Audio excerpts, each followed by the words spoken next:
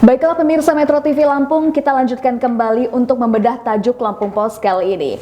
Bang Ago, seperti tadi yang ingin sekali saya tanyakan tentunya tentang dampak yang dirasakan oleh masyarakat Bandar Lampung tentunya terhadap bencana yang tiada ujung ini. Apa dampak yang dirasakan? Iya, dampaknya tentu saja tergantung dengan skala bencananya ya. Kalau banjir itu dengan skala yang besar ya, merendam rumah, tidak hanya teras rumah tetapi seluruh rumah, tentu saja itu dampaknya akan sangat terasa sekali bagi masyarakat. Tapi tidak hanya sebenarnya skala besar ya, banjir-banjir ringan yang hanya menggenangi lingkungan rumah warga itu juga berdampak terhadap warga ya. Genangan air yang apabila itu bertahan cukup lama tentu saja akan menjadikan sumber penyakit ya, penyakit kulit dan lain sebagainya. Betul. Tidak hanya itu, apabila banjir ini tidak terus diatasi ya, masyarakat akan tertahan ya, terisolasi. Di Jalan Komarudin kemarin itu terjadi banjir di sebuah komplek ya kan, jembatannya terendam, tidak ada jalan keluar, masyarakat tertahan. Orang-orang yang mau bekerja tidak bisa bekerja, orang-orang yang mau ke pasar tidak bisa ke pasar. Jadi dampak banjir ini pasti sangat terasa sekali oleh masyarakat.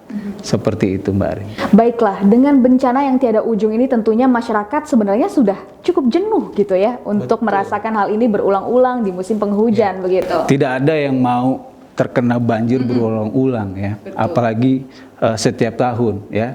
Jadi ketika musim hujan selalu was-was, deg-degan, cemas. Wah, banjir lagi nggak nih? Betul. Banjir lagi nggak nih? Seperti itu. Nah, lantas apa nih yang sudah dilakukan oleh pemerintah tentunya untuk membantu masyarakat yang terkena banjir dan juga tanah longsor? Baik, jadi ketika banjir pada 12 Juni, Jumat 12 Juni lalu itu BPBD Kota sudah mulai menginventaris, menginvestigasi penyebab banjir yang terjadi di Bandar Lampung. Oke, kita tunggu, kita harapkan mudah-mudahan itu bukan lip service saja ya, tetapi benar-benar upaya pemerintah kota untuk mencari musabab banjir yang terjadi di Bandar Lampung. Yang kedua adalah pemerintah kota Bandar Lampung sebenarnya sudah melakukan normalisasi di beberapa aliran sungai ya. Cuma mungkin proses normalisasi ini tidak sebanding dengan jumlah titik-titik banjir yang ada di kota Bandar Lampung ya kan. Ketiga, Pemkot juga sebenarnya sudah berusaha untuk mensosialisasikan kepada masyarakat ya untuk bagaimana tertib membuang sampah pada tempatnya. Tidak membuang sampah sembarangan, apalagi itu menyebabkan drainase tersumbat, sungai tersumbat yang akibatnya menyebabkan banjir ya.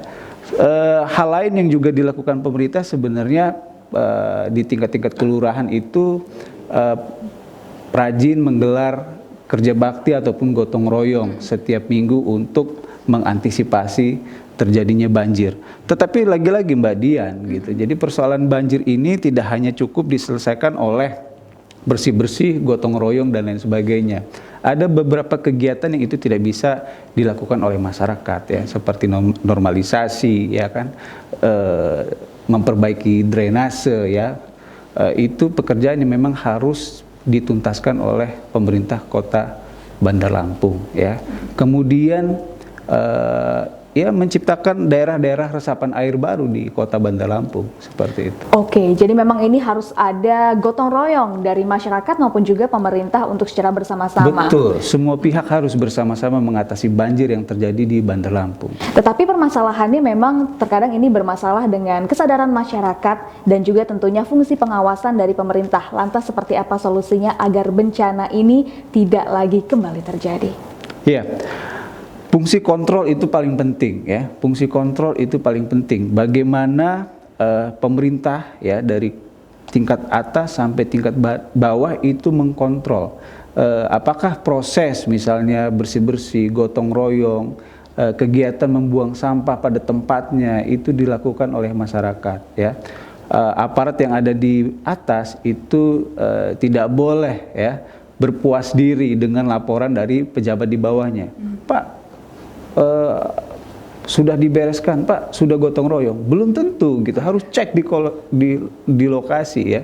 Kita sebenarnya pengen lihat pejabat itu kembali belusukan ya, mengecek lokasi-lokasi yang berpotensi banjir ya, daerah-daerah yang misalnya terjadi penumpukan sampah ya, drainase yang tersumbat ya, itu harus dikontrol di lapangan. Jadi tidak hanya sekedar sosialisasi, tapi pemerintah memang harus terjun langsung ke masyarakat, mengecek apakah proses gotong royong bersih-bersih itu dijalankan gitu. Nah, baiklah, itu yang menjadi bahasan kita kali ini, dan tentunya kita harapkan agar masyarakat juga kembali tersadarkan untuk terus menerapkan gaya hidup sehat. Dan juga tentunya buang sampah tidak sembarangan, karena sebenarnya juga sudah dipersiapkan tempatnya. Dan tentunya kita berharap juga agar pemerintah selalu mengawasi dan juga melakukan kontrol sosialnya. Baiklah, pemirsa Metro TV Lampung, demikian pembahasan kita tentang bedah tajuk Lampung Pos kali ini. Tapi jangan kemana-mana, karena setelah ini kita akan membahas trending topik apa saja yang diangkat oleh 3 platform media Lampung Pos lainnya. Tetaplah bersama kami.